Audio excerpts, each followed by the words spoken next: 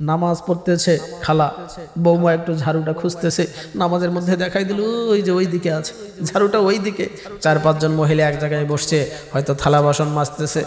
তোর নামে কি বললো রে তুই জানিস? বলে পুরো পাড়ার মধ্যে লাগিয়ে দিল ঝগড়া। ওরে বাবা, সে কি ঝগড়ার সাইজ রে! ফেরেশতারাও কানের মধ্যে আঙ্গুল দিয়ে বসে থাকে, না না বাবা এগুলো শোনা যাবে না। ফেরেশতারাও কানে আঙ্গুল দিয়ে বসে থাকে। ঝগড়া যখন শুরু হয়েছে, কাঁচা বেঁধে তোর ফাটিয়ে দেবো, তোর করবো, শুরু হয়ে গেল ঝগড়া। মহিলাদের অবস্থা, পাশের বাড়ির মুরগি এসেছে, টপ করে ধরে খোয়ারের মধ্যে ঢোকানো শেষ। খালা ফজরের নামাজে দাঁড়িয়ে নামাজ পড়তেইছে। এই খালা ফজরের নামাজ কয় রাকাত আদায় করো? বলে 4-5 দিন ধরে নামাজ পড়ি না, একসঙ্গে মেরে দিচ্ছি। আল্লাহ পাক রব্বুল আলামিন বলেন, উলাইকা হুমুল ওয়ারিসুন আল্লাযীনা ইয়ারসুনাল ফিরদাউসা হুম ফিহা খালিদুন। তারাই হবে জান্নাতুল ফিরদাউসের উত্তরাধিকারী, যাদের মধ্যে 6টা গুণ থাকবে। সূরাতুল মুমিনুনের ভিতরে আমার আল্লাহ এই 6টি গুণের কথা উল্লেখ করে বলেন, যাদের মধ্যে 6টা গুণ থাকবে এরাই হবে জান্নাতুল ফিরদাউসের উত্তরাধিকারী। 1 নাম্বার গুণ হলো আল্লাযীনা হুম ফি সালাতিহিম খাশিউন, যারা তাদের নামাজের ব্যাপারে যত্নবান, নামাজের ব্যাপারে যারা বিনয়ী ভাব প্রকাশ করে, নম্রতা যারা নামাজের মধ্যে প্রকাশ করে, এরা দুনিয়াতে সফল কাম, আর এরাই হবে জান্নাতুল ফিরদাউসের উত্তরাধিকারী। আমরা যখন নামাজের মধ্যে দাঁড়িয়ে যাই, দুনিয়ার সকল চিন্তা মাথায় এসে ঘুরপাক খায়, দুনিয়াবি চিন্তা মাথার মধ্যে জমা হয়ে যায়। ইন্নাস সালাতা তানহা আনিল ফাহশাই ওয়াল মুনকার, নামাজ অশ্লীল কাজ থেকে মানুষকে দূরে রাখে, কিন্তু আমাদেরকে নামাজ দূরে রাখতে পারছে না। কেন? কারণটা হলো আমাদের নামাজ নামাজের মতো হচ্ছে না।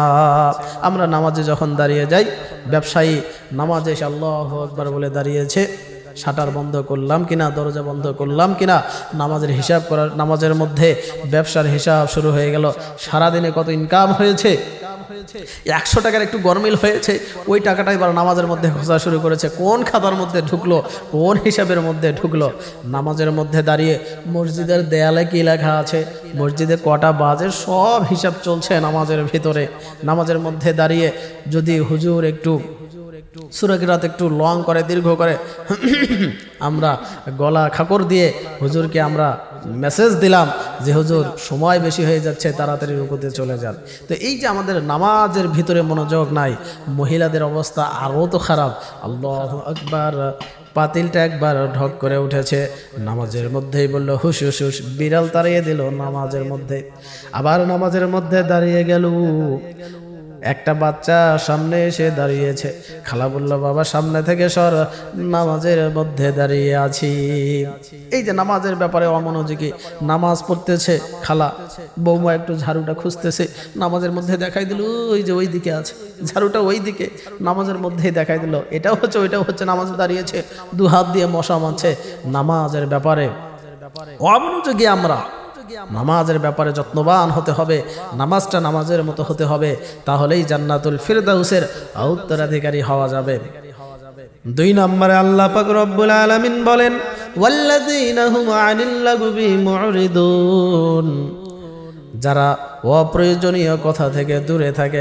আমাদের সমাজে দেখা যায় যারা অপ্রয়োজনীয় কথা থেকে দূরে থাকে, যারা কম কথা বলে, এদেরকে আমরা বলি হাফ মেন্টাল, কিছুই বোঝে না। ছেলেটা কম কথা বলে, কিছুই বোঝে না, তেমন কিছু বোঝে না, কথা বেশি বলে না। আমরা মনে করি আমাদের সমাজে যে কম কথা বলে ওটা একটু হাফ মেন্টাল, কিছু বোঝে না, একটু বোকাশোকা টাইপের। অথচ আল্লাহ রাব্বুল আলামিন বলেন, যারা অপ্রয়োজনীয় কথা থেকে দূরে থাকে এরা সফল কাম, এরা জান্নাতুল ফিরদাউসের উত্তরাধিকারী। যে বেশি কথা বলে, দেখবেন চায়ের দোকানে বসছে চাচারা, সবাই একসঙ্গে বসে ও কি করেছে, ও কি করেছে, সবার দোষ বর্ণনা চলছে। নিজে কি করেছেন সেই চিন্তা করেন, নিজের ভুলটা বের করে সেটা সংশোধনের চেষ্টা করেন। অমুক কি করেছে, তমুক কি করেছে, এখান থেকে দূরে থাকেন। মা বোনদের অবস্থা কেমন, 4-5 জন মহিলা এক জায়গায় বসছে, হয়তো থালা বাসন মাজতেছে, তোর নামে কি বললো রে তুই জানিস, বলে পুরো পাড়ার মধ্যে লাগিয়ে দিল ঝগড়া। ওরে বাবা, সে কি ঝগড়ার সাইজ রে। ফেরেশতারাও কানের মধ্যে আঙ্গুল দিয়ে বসে থাকে, না না বাবা এগুলো শোনা যাবে না। ফেরেশতারাও কানে আঙ্গুল দিয়ে বসে থাকে। ঝগড়া যখন শুরু হয়েছে, কাঁচা বেঁধে তোর ফাটিয়ে দেবো, তোর করবো, শুরু হয়ে গেল ঝগড়া। আর তবে একটা জিনিস ভালো লাগে, সেটা হচ্ছে ছেলেদের মতো এত ফাটাফাটিতে যায় না। মেয়েদের একটা ঝগড়া সাইজ হচ্ছে, ঝগড়া করতে করতে হঠাৎ করে দুজন দুজনের চুল ধরে পাতা খেলার মধ্যে পাতারা যেমন উল্টা উল্টি শুরু করে ডেকবাজি দেয়, ওই রকম মাথার চুল ধরে ডেকবাজি শুরু হয়ে গেল। এটা হলো মেয়েদের ঝগড়ার সাইজ। তাহলে কি করতে হবে? 2 নাম্বার হচ্ছে অপ্রয়োজনীয় কথা। অপ্রয়োজনীয় কথা মানে হচ্ছে আমি লাগবে, এই লাগবে শব্দের অর্থ বলা হয় যে আমি এমন কথা যে কথার মাধ্যমে গুনাহ হয়, এই সমস্ত কথা থেকে দূরে থাকতে হবে। ওয়াল্লাযীনা হুম লিয-যাকাতি ফাঈলুন, যারা তাদের যাকাত সময় মতো আদায় করবে। সময় মতো যাকাতটা আদায় করে নাও। যাকাত ফরজ হওয়ার পর দীর্ঘদিন চলে যাওয়ার পর যাকাত আদায় করে না। দেখা যায় শেষ বয়সে যাওয়ার পর যখন আর শরীর চলে না, বিছানার মধ্যে পড়ে গেছে, সন্তানকে ডাক দিয়ে বলছে, বাবা আব্দুর রহমান, সারা জীবন আমি কখনো যাকাত দেই নাই, বাবা তুই এখন আমার সম্পদ থেকে কিছু যাকাত দিয়ে দে। সন্তান যাকাত দিয়ে দিল, কিছু টাকা দান করলো, একটা শাড়ি দিল, একটা লুঙ্গি গরিব মানুষকে দান করলো। দানের সওয়াব তোমার আমলনামায় যোগ হবে, কিন্তু সারা জীবন যে যাকাত আদায় করো নাই, এর গুনাহ থেকে বাঁচা যাবে না। যাকাত আদায় করো, সঠিক সময়ে যাকাতটা আদায় করতে হবে। তাহলে জান্নাতুল ফেরদাউসের উত্তরাধিকারী হতে গেলে সঠিক সময়ে যাকাত আদায় করতে হবে। দেখা যায় যে যাকাতের ব্যাপারে দান করতে চায় না, নামাজ পড়ে, রোজা করে, কিন্তু দানের বেলায় খুব কৃপণতা দেখায়। অনেক মানুষ আছে, আমরা যখন মাদ্রাসায় ধান কালেকশনে যেতাম তখন দেখা যায় ওরে আল্লাহ, তখন যে পুরুষ মানুষের চেয়ে মেয়েরা আরও কৃপণ। মেয়েরা, পুরুষ মানুষ থাকলে হয়তো বা 2 কেজির জায়গায় 3 কেজি ধান চাল দেওয়ার চেষ্টা করতো, মানে গ্রাম অঞ্চলে অনেক সময়। কিন্তু দেখা যায় মহিলারা যদি দেয় বাসায়, মহিলারা 3 কেজি যদি ধান দেয়, 2 কেজি তার পাতান। মহিলারা দানের ব্যাপারে মোটামুটি ভালোই কৃপণ। তাহলে সঠিক সময়ে যাকাত আদায় করতে হবে। যাকাত আদায় করলে জান্নাতুল ফিরদাউসের উত্তরাধিকারী হওয়া যাবে। এরপরে আল্লাহ পাক রব্বুল আলামিন বলেন, ওয়াল্লাযীনা হুম লিআমানাতিহিম ওয়া আহদিহিম রাউন, যারা তাদের আমানত রক্ষা করে, প্রতিশ্রুতি যারা রক্ষা করে চলে, এরাই হবে জান্নাতুল ফিরদাউসের উত্তরাধিকারী। আমানতের খেয়ানত করা যাবে না। আপনার কাছে একজন 100 টাকা 1000 টাকা রাখতে দিয়েছে, এতিমের মাল আপনাকে দেওয়া হয়েছে যে সন্তান যখন বড় হবে, বালেগ হবে, তাকে ফিরিয়ে দিতে হবে। কিন্তু সন্তান বালেগ হওয়ার পর নিজে সেটাকে আত্মসাৎ করে নিলাম। আমার কাছে 1000 টাকা কেউ রাখতে দিয়েছে, 2 বছর পর আমি সেটাকে নিজের বলে দাবি করে নিলাম, এটা করা যাবে না। মহিলাদের অবস্থা, পাশের বাড়ির মুরগি এসেছে, টপ করে ধরে খোয়ারের মধ্যে ঢোকানো শেষ, একটু রং টং মেখে দিল, ভাবি এবার মুরগি খুঁজতে এসেছে, বলে ভাবি এটা তো আমার মুরগি, এ তোর মুরগি কি রং করা ছিল নাকি? বলে না, আমার মুরগি আমি কখনো রং করি নাই। তাহলে দেখ, চোখে দেখ, এই মুরগিটা রং করা, এই মুরগিটা আমি নিজ হাতে রং মেখেছি, এটা আমার মুরগি, তোকে দেয়া যাবে না। প্রতিশ্রুতি তো আর দূরের কথা, বন্ধুকে ফোন করে বলছে, বন্ধু কোথায় আছিস? আমি আছি রাস্তার মাঝে, একটু পরেই পৌঁছে যাব।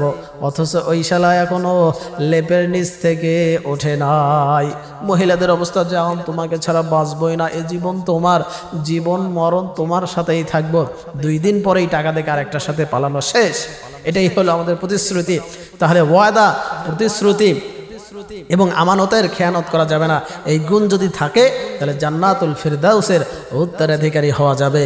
এরপরে আরেকটি গুণ হলো, আল্লাহ পাক রব্বুল আলামিন বলেন, ওয়াল্লাযীনা হুম লিফুরুজিহিম হাফিজুন, চরিত্রের হেফাজত করতে হবে। আজকে আমাদের ঘরে ঘরে পরকীয়া বেড়ে গিয়েছে, এই পরকীয়া নিজের চরিত্রকে হেফাজত করতে হবে। নবীজি সাল্লাল্লাহু আলাইহি সাল্লাম বলেছে, তোমার জবান এবং তোমার যদি লজ্জাস্থানের হেফাজতের গ্যারান্টি আমাকে দাও, আমি রাসূল তোমাকে জান্নাতের গ্যারান্টি দিয়ে দেব। আজকে আমাদের চরিত্রের ঠিক নাই, আজকে ঘরে ঘরে পরকীয়া বেড়ে গিয়েছে, আজকে ধর্ষণ বেড়ে গিয়েছে। এটা যদি বন্ধ করতে চাও, একটা ধর্ষককে যদি বাইতুল মুকাররমের সামনে ধরিয়া জনসম্মুখে যদি ফাঁসিতে ঝোলানো হয়, তাহলে এই বাংলার বুকে থেকে মেয়েদেরকে ধর্ষণ তো দূরের কথা, মেয়েদের দিকে কুনজরে তাকানোর সাহস পাবে না। এরপর 6 নাম্বার গুণ হলো ওয়াল্লাযীনা হুম আলা সালাতিহিম ইউহাফিজুন, যারা ধারাবাহিকভাবে সময় মতো নামাজ আদায় করে।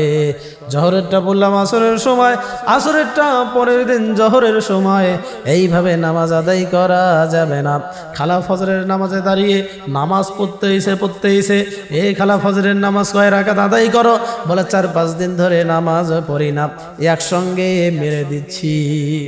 অনেকেই দেখা যায় সারা বছর নামাজের খবর নাই, এবার শবে বরাত এবং শবে কদরের দিন কেতলি হাতে যায় নামাজ হাতে ছুটছে, আজকে সারা রাত ফাটাবো নামাজ, সারা রাত পড়বে নামাজ। দেখা যায় যে 1টা-2টা পর্যন্ত নামাজ পড়ে চলে যাচ্ছে। এবার বাসা থেকে কি ভাই ফজরের নামাজ পড়বেন না, বলছে সারা রাত নামাজ পড়ে খুব ক্লান্ত, একটু গিয়ে ঘুমোতে হবে, ফজরের আর খবর নাই। অনেকে আছে খালারা সারা বছর নামাজ পড়ে না, এবার শবে বরাতের দিনে 100 রাকাত পড়ার নিয়ত করেছে। আল্লাহু আকবার, আলহামদুলিল্লাহি রাব্বিল আলামিন আর রহমানির রহিম চলছে। প্রথম দিকে যখন 50 রাকাত পার হয়েছে গাড়ি আর চলছে না, আল্লাহু আকবার আলহামদুলিল্লাহ, তখন আর চলছে না। মাঝে মাঝে আবার জিজ্ঞেস করছে পাশের জনকে, তোর কয় রাকাত হলো? বলছে আমার 66 রাকাত। বলে আমার 70 রাকাত পূর্ণ হলো, 100 রাকাত মিল করব আজকে। সারা বছর নামাজের খবর নাই, কিন্তু আজকে 100 রাকাত মিল করবে। এইভাবে নামাজ না, সঠিকভাবে ধারাবাহিকভাবে ওয়াক্ত মতো নামাজটা আদায় করতে হবে। তাহলে কি হবে? আল্লাযীনা ইয়ারিসুনাল ফিরদাউসা হুম ফিহা খালিদুন, এই 6 প্রকার ব্যক্তি হবে জান্নাতুল ফিরদাউসের উত্তরাধিকারী।